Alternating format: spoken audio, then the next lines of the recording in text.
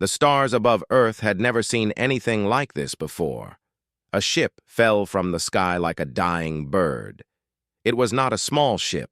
It was long and black, shaped like a serpent with wings of metal. Fire covered its body as it dropped through the clouds.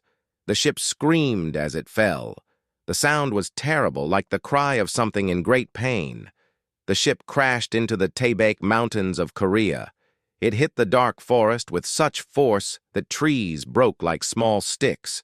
The ground shook, animals ran away in fear, birds flew into the night sky, screaming their warnings to anyone who would listen. Inside the broken ship, something moved. Vela opened her eyes slowly. Pain filled every part of her body. She was a Drakari, a species that had traveled among the stars for 10,000 years. Her people looked like the dragons from old Earth stories, but they were real. Her body was covered in scales that shone like dark emeralds. She had 4 arms, each one ending in claws that could cut through metal. Her face was long, with golden eyes that could see in complete darkness. 2 horns rose from her head like a crown. But now this proud warrior lay in her own blood. She tried to move, but her left side burned with pain. A piece of metal from her ship had gone through her body. Green blood, the color of forest leaves, pooled around her. She knew she was dying. "Systems, report," she whispered to her ship. The ship's voice, weak and broken, answered her. "Hull damage at 94%. Life support failing. Enemy ships detected in nearby space. They will arrive in approximately 14 planetary rotations." 14 days. She had 14 days before they found her. Vela laughed, but the laugh turned into a cough. More green blood came from her mouth. The Drakari Empire had sent hunters after her. She was a deserter, a traitor, a coward. At least that is what they called her. She called herself something different. She called herself awake. She had served the Empire for 200 years. She had conquered worlds. She had watched her people burn cities and enslave species that had done nothing wrong. For a long time, she told herself it was necessary.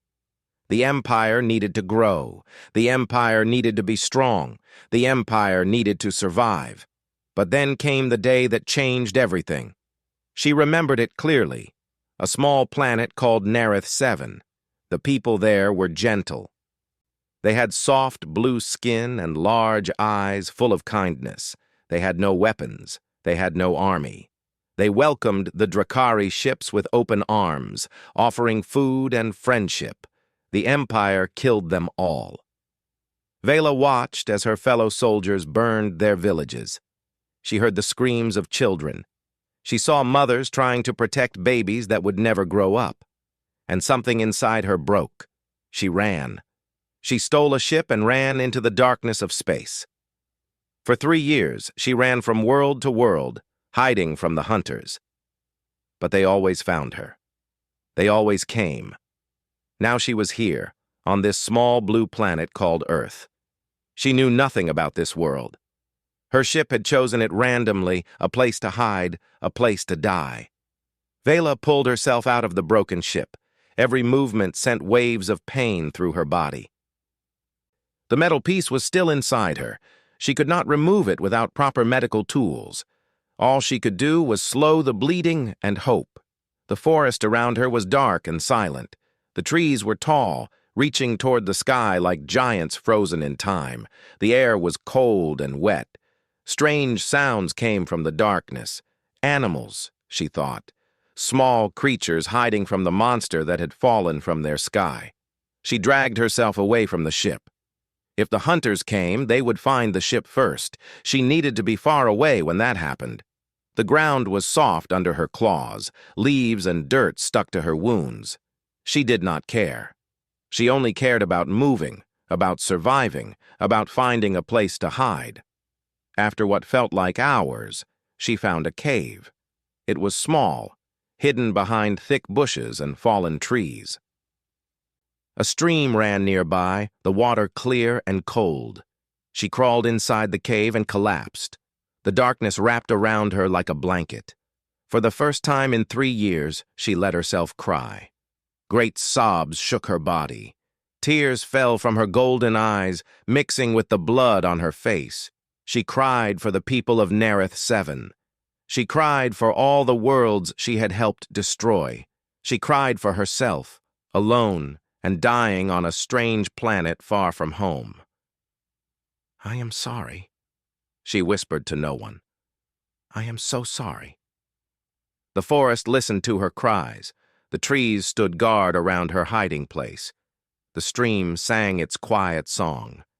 And somewhere in the darkness, small creatures watched the wounded dragon with curious eyes. Vela did not know how long she lay there. Time lost all meaning. She drifted in and out of sleep, her body fighting to stay alive. She dreamed of fire and screaming. She dreamed of the gentle people with blue skin.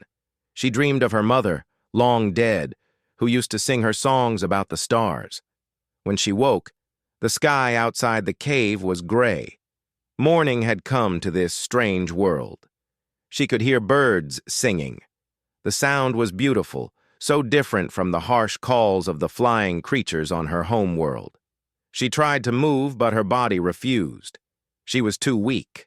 The wound in her side had stopped bleeding, but she had lost too much blood. Without food, without medicine, she would die in this cave. Perhaps that was fitting, she thought, a monster dying alone in the dark. She closed her eyes and waited for death to come. But death did not come that day. Instead, something else came. Something she never expected. Something that would change her understanding of the universe forever. Outside her cave, footsteps approached. Light footsteps, careful and quiet. Human footsteps. Vela opened her eyes and saw a shadow at the entrance of the cave. Her hearts, she had 3 of them, began to beat faster. She tried to raise her claws, tried to prepare for a fight, but she was too weak. The shadow stepped closer, and light fell upon a face. It was a young human, a boy. He had dark hair and dark eyes. His clothes were simple and worn. He carried a basket in his hands, and on his face there was no fear. He simply looked at her, this dying dragon from another world, with quiet curiosity.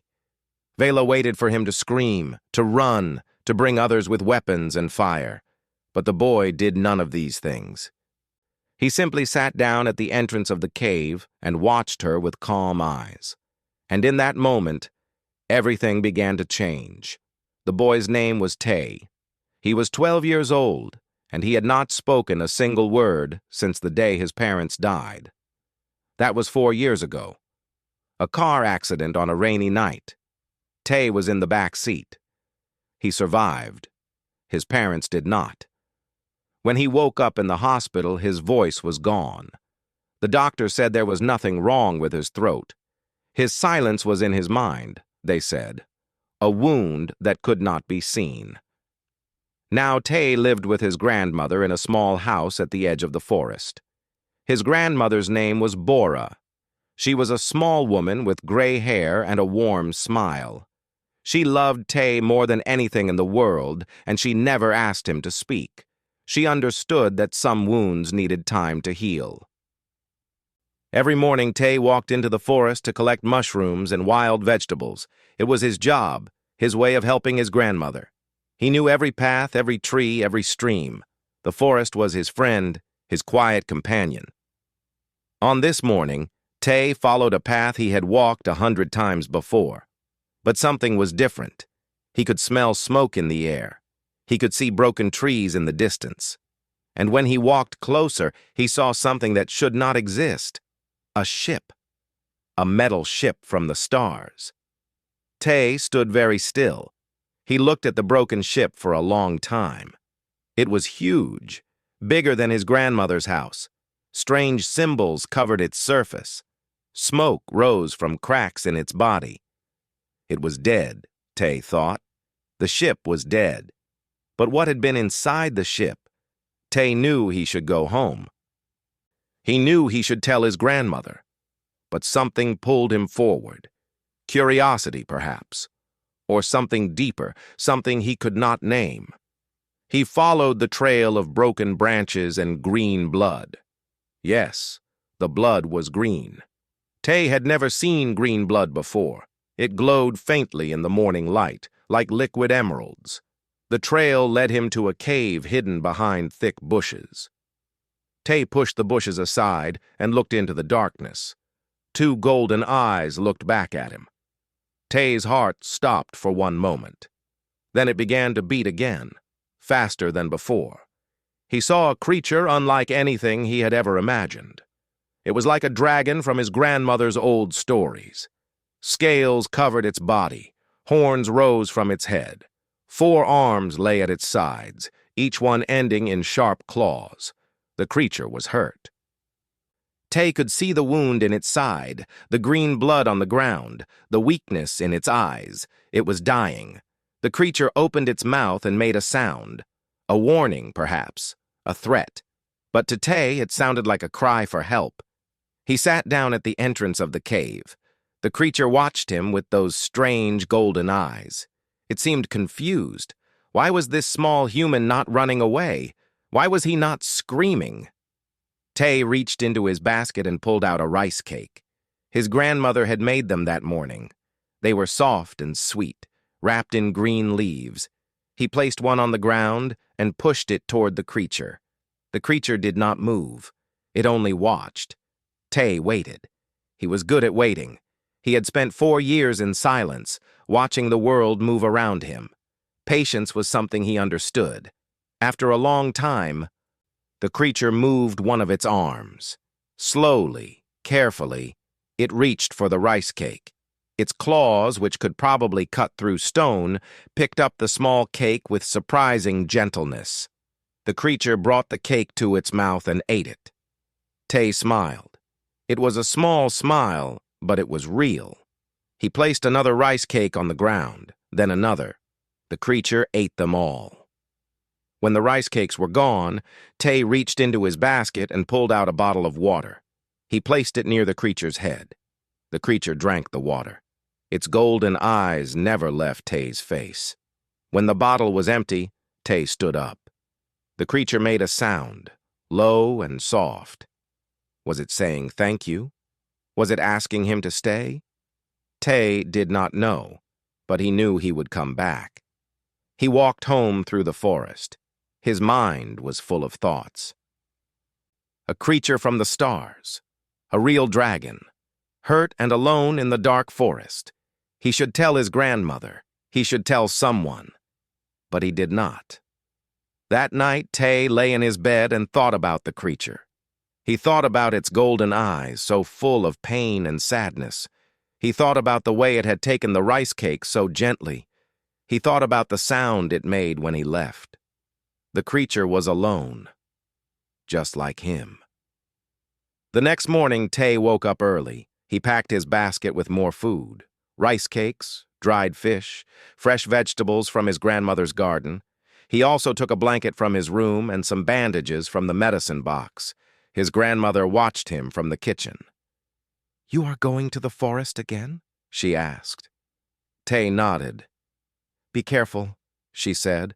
"I heard strange sounds last night. Like something fell from the sky." Tay nodded again and walked out the door. He found the creature in the same place. It had not moved. Its breathing was slow and heavy. The wound in its side looked bad, red and swollen around the green blood. Tay sat down and began to work. He cleaned the wound as best he could with water from the stream. He placed bandages over it, pressing gently to stop the bleeding. The creature watched him but did not move. It seemed to understand that he was trying to help. When he was done, Tay covered the creature with the blanket. It was a small blanket, meant for a human child, but it covered part of the creature's body. It was something. He fed the creature again. More rice cakes, dried fish. The creature ate everything. Then Tay did something strange. He lay down next to the creature, just outside the cave, and closed his eyes. He did not sleep. He just rested there, sharing the space with this being from another world. He could hear the creature's breathing, slow and deep. He could feel its warmth, like a fire burning low. After a while, the creature made a sound. It was soft, almost like a song, a sad song, full of pain and loneliness. Tay listened without moving. He understood sadness. He understood loneliness. He had lived with them for 4 years. When the song ended, Tay opened his eyes. The creature was looking at him. Its golden eyes were wet. Was it crying? Could dragons cry? Tay reached out and touched the creature's arm. The scales were smooth and cool under his fingers. The creature did not pull away. It only watched him with those sad, beautiful eyes. In that moment, something passed between them. Not words, because Tay had no words to give, but something deeper, an understanding, a connection. You are not alone, Tay's touch seemed to say. I am here. The creature closed its eyes and let out a long breath. Its body relaxed. For the first time since the crash, it seemed at peace. Tay stayed until the sun began to set. Then he gathered his things and walked home. He would come back tomorrow, and the day after that, and the day after that, because that is what you do when someone needs you. You stay. His grandmother was waiting for him at the door. Did you find good mushrooms? She asked. Tay shook his head. That is okay, she said, smiling. There is always tomorrow. Tay hugged her, surprising them both. He held her tight for a long moment, feeling her warmth, her love. Some things did not need words. He went to his room and lay on his bed, thinking about the creature in the cave. Tomorrow he would bring medicine, real medicine from the village store. He would help the creature get better. He did not know why. He only knew that he had to. Outside his window, the stars shone bright in the dark sky. Somewhere up there, Tay knew, was the creature's home. A world far away, full of wonders he could not imagine. But for now, the creature was here. And here it had found something unexpected, a friend. Days passed, and Tay came to the cave every morning without fail. Rain or shine, cold or warm, he walked through the forest with his basket full of gifts for the creature from the stars. Vela watched the boy come and go, and she did not understand. In her 200 years of life, she had visited hundreds of worlds. She had met thousands of species, and in all that time, she had learned one simple truth. Creatures feared what was different. It was the law of the universe. The strong ate the weak. The strange was destroyed. Fear ruled all things. But this boy showed no fear. He came every day with food and water. He cleaned her wound and changed her bandages. He sat with her in silence, asking nothing, expecting nothing. He simply existed beside her, a small, warm presence in the cold darkness of the cave. Vela's wound began to heal. Slowly, day by day, her body repaired itself. The Drakari were strong. Their bodies could survive things that would kill other species. But they could not survive without food and water. They could not survive without care. This boy was saving her life. One morning, Tay brought something new. A small device that made sounds. He pressed a button, and soft music filled the cave.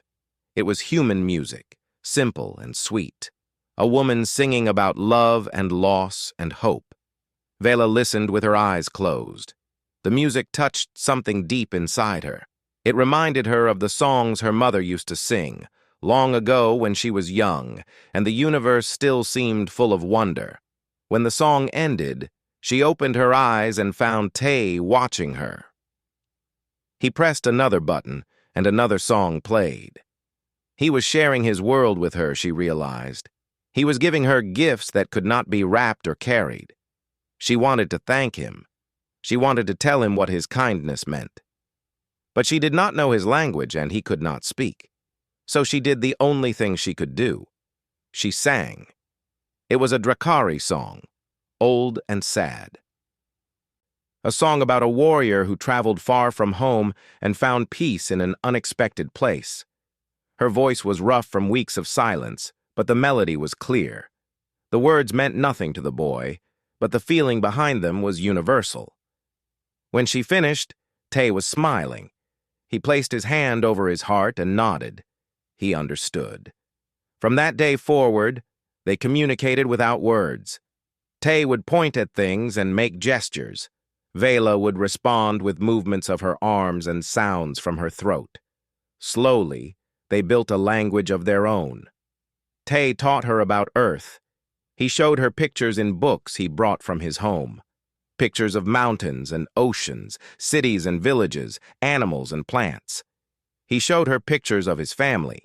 An old woman with gray hair, his grandmother, she understood, and two younger people. His parents, she guessed, from the sadness in his eyes when he looked at them. Vela taught him about the stars. She drew maps in the dirt with her claw, showing him the location of her homeworld, the path she had traveled to reach Earth. She drew pictures of Drakari cities, great towers of crystal that touched the sky. She showed him her people, proud and terrible and beautiful. But she also showed him something else. She showed him the truth. She drew a picture of a burning village, small figures running, crying, dying, and above them, Drakari soldiers with weapons of fire. She pointed at herself, then at the soldiers. She made a gesture of shame, covering her face with her arms. Tay looked at the picture for a long time. Then he looked at her. There was no judgment in his eyes, no hate, only understanding. He reached out and took her claw in his small hand. He held it gently, his warm fingers wrapped around her cold scales. And in that simple touch, she felt forgiveness. Tears fell from her golden eyes. She had not cried since the first night in the cave. But now, holding the hand of this strange, silent boy, she could not stop the tears. She was a monster. She had done terrible things. But this boy did not see a monster. He saw someone in pain, someone who needed help, someone who was worthy of kindness. The days continued to pass. Vela grew stronger. The wound in her side closed, leaving only a scar. Her blood returned to normal levels. Her 3 hearts beat strong and steady. She began to move around the cave, testing her body. Her arms still worked. Her legs still worked. Her tail, long and powerful, could still strike with deadly force. But she did not want to strike anyone. Not anymore. Tay brought his grandmother to the cave one evening. Vela was afraid at first. Would the old woman scream? Would she call others? Would she try to hurt her? But Grandmother Bora was as calm as her grandson. She looked at Vela with wise old eyes and nodded, as if this was the most normal thing in the world. "So this is your secret," she said to Tay. "A dragon from the stars." Vela understood none of the words, but she understood the tone, warm, accepting, kind. Grandmother Bora reached into her bag and pulled out a jar of something thick and green. She gestured toward Vela's wound. Medicine, Vela realized. Real medicine, made from plants and herbs. The old woman applied the medicine with gentle hands. It smelled strange, but felt cool and soothing. When she was done, she patted Vela's arm and smiled. "You are welcome here," she said. "Any friend of Tai is a friend of mine." Vela did not need to understand the words. The meaning was clear. Over the following weeks, Grandmother Bora came to the cave often. She brought better food, hot soup, fresh bread, vegetables cooked with spices. She brought more medicine, more blankets, more comfort. She sat with Vela and talked, even though Vela could not respond. "Tay has not spoken since his parents died," Grandmother Bora told her one evening. "The doctors say he might never speak again. But I see him with you, and I see something I have not seen in years. I see him happy." Vela looked at the boy, who was arranging flowers he had picked from the forest. He looked up and smiled at her. Yes, she thought. I see it too. She began to teach him things. Not just about the stars, but about survival. She showed him how to track animals by their footprints. She taught him how to find water by watching the movement of birds. She demonstrated fighting moves, slow and careful, letting him copy her motions with his small body. Tay learned quickly. He was smart and focused.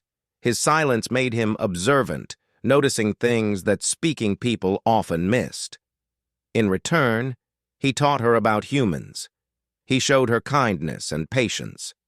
He showed her that communication did not require words. He showed her that trust could be built between beings from different worlds. For the first time in years, Vela felt something she had thought was dead inside her. Hope. Maybe she did not have to run forever. Maybe she could find a place to belong. Maybe this small blue planet, with its strange quiet boy and his kind grandmother, could be her home. But even as hope grew in her hearts, fear grew also, because she knew the truth. The hunters were coming. She had counted the days since her crash. 13 had passed. Tomorrow would be the 14th day. Tomorrow, the Drakari ships would arrive. Tomorrow, her past would catch up with her. She looked at Tay, sleeping peacefully beside her in the cave. She looked at the stars through the cave entrance, cold and distant and full of danger. She had found something precious on this world, something worth protecting, something worth fighting for. Tomorrow she would have to make a choice, run and leave these kind humans to face her enemies alone, or stay and fight, even if it meant her death. She already knew what she would choose. She placed her claw gently on Tay's head, feeling the softness of his hair. "Thank you," she whispered in her own language. "Thank you for showing me that I could still be something other than a monster." Tay stirred in his sleep and smiled. Outside the cave, a star fell from the sky. But it was not a star. It was a ship. They had arrived. The Drakari hunting ship descended through the clouds like a blade cutting through water. It was smaller than Vela's crashed vessel, built for speed and precision. Its black surface absorbed the moonlight, making it nearly invisible against the night sky. Inside the ship, Commander Rock stood before a display screen. His scales were darker than Vela's, the color of dried blood. His eyes burned with cold purpose. He had hunted Vela for 3 years across dozens of star systems. She had escaped him every time, but not tonight. "Scan the area," he commanded his crew. "Find the traitor's ship." The scan took only moments. "Located, Commander. The ship crashed in a forest region. Heavy damage. No life signs detected on board." Rock smiled, showing rows of sharp teeth. "She is hiding nearby. Spread out. Search every cave, every stream, every shadow. And remember, the Emperor wants her alive. She must stand trial for her crimes." 5 hunters followed Rock out of the ship. They were the best warriors in the Empire, trained from birth to kill. Each one carried weapons that could burn through solid rock. Each one had ended hundreds of lives. They moved into the forest like shadows, silent and deadly. In her cave, Vela woke suddenly. Her warrior instincts, dulled by weeks of peace, screamed a warning. She could feel them, her people, her hunters. They were close. She looked at Tay, still sleeping beside her. His face was peaceful, innocent, unaware of the danger that had come. For one moment she considered running. She could move faster than a human. She could disappear into the mountains and hide until the hunters left. She could survive. But then Tay would be alone. The hunters would find this cave. They would find evidence of her presence. They would ask questions. And when the villagers could not answer, the hunters would do what Drakari always did to uncooperative species. No, she could not run. Not this time. She shook Tay gently. His eyes opened, confused and sleepy. She pointed toward the cave entrance and made a gesture he had learned. Danger coming. Tay's eyes went wide. He understood immediately. He jumped to his feet and grabbed her arm, pulling her toward the cave exit. "Come," his gesture said. "We go home." Vela hesitated. Going to the village would put everyone in danger, but staying here meant certain capture, and captured, she would be no use to anyone. She followed Tay through the dark forest. The boy moved quickly, knowing every root and stone by memory. Vela struggled to keep up. Her wound had healed, but she was still not at full strength. Behind them, she heard sounds, branches breaking, low growls. The hunters were getting closer. They reached the village as the first light of dawn touched the sky. It was a small place, just a handful of houses around a central square. Most of the people were still sleeping, but Grandmother Bora was awake. She stood at her door, wrapped in a warm coat, as if she had been waiting for them. "They are here, aren't they?" she asked, looking at Vela. "Your people." Vela did not understand the words, but she understood the question. She nodded. Grandmother Bora's face became hard, not with fear, but with determination. "Then we must prepare." She walked to the center of the village and began ringing a bell. The sound echoed through the quiet morning air. One by one, doors opened. People stepped out, rubbing their eyes, confused. "Everyone, listen to me," Grandmother Bora called out. "There is something I must tell you, something important." She told them about Vela. She told them about the creature from the stars who had crashed in their forest. She told them about her grandson's secret friend, the wounded dragon who was being hunted by her own kind. The villagers listened in stunned silence. Old Mr. Park, the village elder, stepped forward. His back was bent with age, but his eyes were sharp. "You are telling us that aliens exist?" he asked. "That one of them is here, in our village?" "Yes," Grandmother Bora said. "And more are coming. Hunters. They want to take her back." "Then let them take her," said a young man named Jun. "Why should we risk ourselves for a creature we don't know?" Before Grandmother Bora could answer, Tay stepped forward. He stood beside Vela and took her claw in his hand. He looked at Jun with eyes that held no fear, only conviction. He did not speak. He did not need to. His meaning was clear. She is my friend, and I will not let her go. The village fell silent. Everyone knew Ty's story. Everyone knew about the boy who lost his voice when he lost his parents.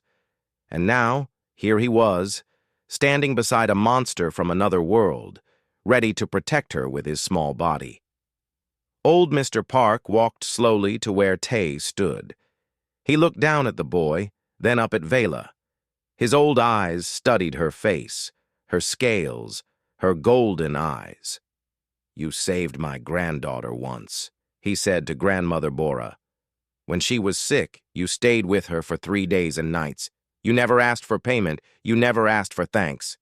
He turned to face the other villagers. "If Bora says this creature is worthy of protection, then I believe her." He walked to stand beside Tay and Vela. One by one, others joined them. Mrs. Kim, who ran the small store, Mr. Lee, the farmer with the kind face, young Sue, barely older than Tay, with her mother holding her hand. More and more people stepped forward until nearly the entire village stood around Vela. Only Jun remained apart. His face was dark with doubt. "You are all fools," he said. "These creatures have weapons we cannot imagine. They will kill us all." "Perhaps," Grandmother Bora said calmly. "But we will not hand over someone who needs our help. That is not who we are." A sound came from the forest, the crack of a falling tree. Heavy footsteps approaching. The hunters had arrived. Rock emerged from the trees first. His blood-red scales gleamed in the morning light. His forearms held weapons that hummed with deadly energy. Behind him came the other 5 hunters, spreading out to surround the village. Rock looked at the humans gathered around Vela. His lips curled in disgust. "Primitive creatures," he said in his own language, which only Vela could understand. "They think they can protect you?" Vela stepped forward, placing herself between Rock and the villagers. "Leave them out of this, Rock. They have done nothing wrong. Your quarrel is with me." "My quarrel is with traitors," Rock replied, "and anyone who helps a traitor shares her punishment." He raised his weapon. "Step aside, Vela. This does not have to be difficult." "No." The word was quiet, but firm. Rock's eyes narrowed. "No? I will not let you hurt these people." Vela spread her arms wide, making herself a shield. "You want me? Come and take me. But know that I will fight, and if you harm a single human here, I will make sure the Emperor hears about it. I will make sure everyone hears about it. The great Drakari Empire, attacking helpless creatures to capture one wounded deserter. What will that do to our reputation?" Rock hesitated. Vela saw doubt flicker in his eyes. The Empire cared deeply about its image. A scandal could hurt more than 100 battles. But before Rock could respond, something unexpected happened. Grandmother Bora walked forward. She was a small woman, barely reaching Rock's chest. She had no weapons, no armor, no power. She had only her voice and her courage. "I do not know what you are saying," she said, looking up at the massive alien warrior. "But I know this. You are not welcome here. This creature is under our protection. If you want her, you will have to go through us." The other villagers moved forward too. They formed a wall of human bodies around Vela, old and young, men and women, even children. They faced the hunters with nothing but their bare hands and their determination. Rock stared at them in disbelief. In all his years of hunting across the galaxy, he had never seen anything like this. These weak, soft creatures facing weapons that could destroy their entire village in seconds, refusing to back down. "What is wrong with them?" one of the hunters asked. "Why aren't they running?" Rock did not know. He did not understand, but Vela understood. And as she looked at the humans surrounding her, protecting her, she felt her 3 hearts swell with an emotion she had almost forgotten. Love. These strange, fragile, beautiful creatures loved her. Not because she was strong, not because she was useful, simply because she needed help, and they were there to give it. She had spent 200 years serving an empire that valued only power and conquest. And in just a few weeks, these humans had shown her something the empire could never offer. A reason to live. She turned to face Rock, and for the first time in years, she smiled. "You want to know why they don't run?" she said. "Because that's not what humans do. They don't abandon the wounded.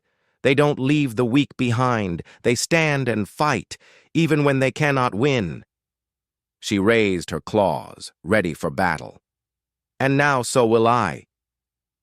The morning sun rose higher over the village, casting long shadows across the square. On one side stood 6 Drakari hunters, armed with weapons of fire and light. On the other side stood Vela and 53 humans, armed with nothing but their courage. Rock studied the scene before him. His mind raced through possibilities. He could kill them all. It would take less than a minute. His hunters were the finest warriors in the Empire. These humans were farmers and shopkeepers, old people and children. They had no chance. But something held him back. It was not fear. Drakari warriors did not feel fear. It was something else, something he could not name. Looking at these small creatures standing so firmly together, he felt confused. "Commander," one of his hunters said quietly, "our orders are to capture the traitor, not start a war. If we kill these natives, there will be questions." Rock knew this was true. Earth was a protected planet, classified as developing by the Galactic Council. Attacking its inhabitants without proper cause could bring serious consequences, even for the mighty Drakari Empire. But more than that, Something about this situation felt wrong. In all his years of hunting deserters, Rock had never seen one stand and fight. Deserters ran. They hid. They begged for mercy. They did not plant themselves in front of primitive aliens and prepare to die. "Why?" Rock asked Vela, genuine confusion in his voice. "Why do you stand with these creatures? They are nothing. They have nothing to offer you. Their entire civilization is like a child playing in the dirt compared to ours." Vela looked back at the humans behind her. She saw Grandmother Bora, her old face set with determination. She saw Tay, his dark eyes fixed on her with trust and love. She saw the other villagers, strangers who had chosen to risk their lives for someone they did not know. "You are wrong," she said to Rock. "They have everything to offer. They have something the Empire lost long ago, something we forgot existed." "And what is that?" "Kindness without purpose, protection without payment, love without conditions." Vela's voice grew stronger. "When I crashed here, I was dying. I was alone. I was the enemy of everything they should believe in. And what did they do? They fed me. They healed me.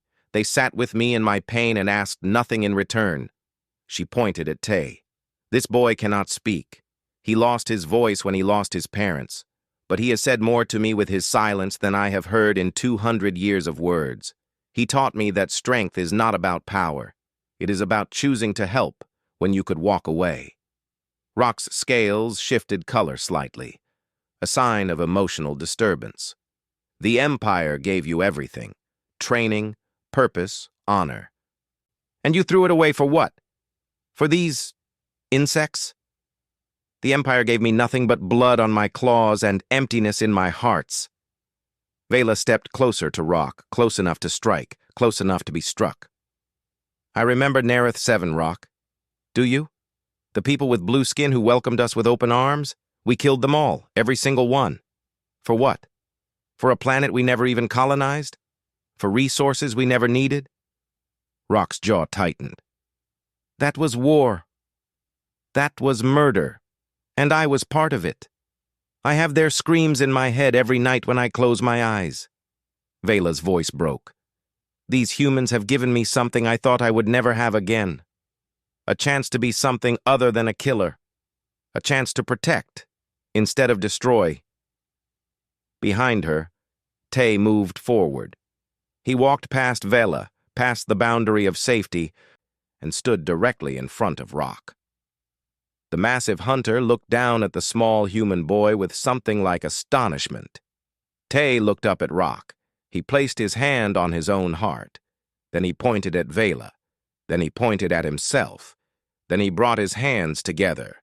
The meaning was clear, even without words. She is family. Rock stared at the boy for a long moment. His hunters waited for his command. One word, and they would attack. One gesture, and every human here would die. But the word did not come. Something was happening inside Rock that he did not understand. Looking at this small, silent boy with his calm eyes and his brave heart, Rock felt something crack inside his chest.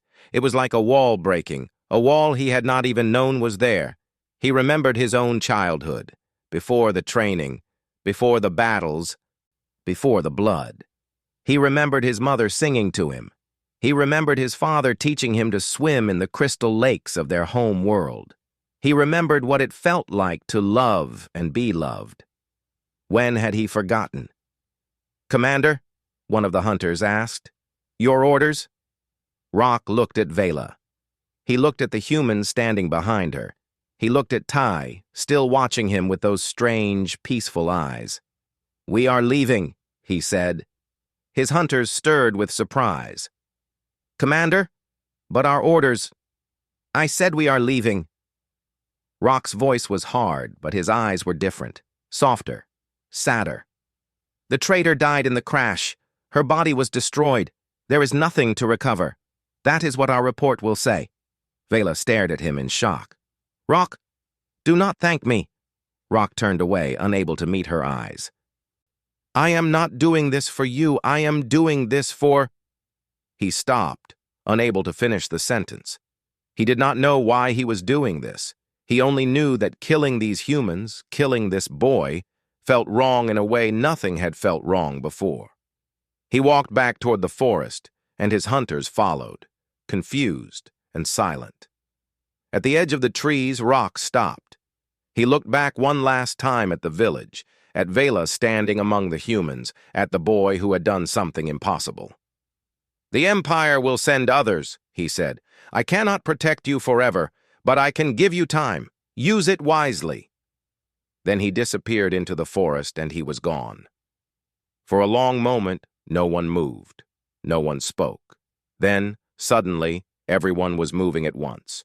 Crying, laughing, hugging each other. The tension broke like a wave crashing on the shore. Grandmother Bora walked to Vela and took her claw in both hands. "You are welcome to stay with us," she said, "for as long as you want. This is your home now." Vela did not understand the words, but she understood the meaning. Tears fell from her golden eyes as she nodded. Tay threw his arms around her, hugging her as tightly as his small body could manage. She wrapped her 4 arms around him gently, carefully, as if he were made of something precious. In the weeks that followed, Vela became part of the village. She helped with the heavy work, moving stones, carrying supplies, building new structures.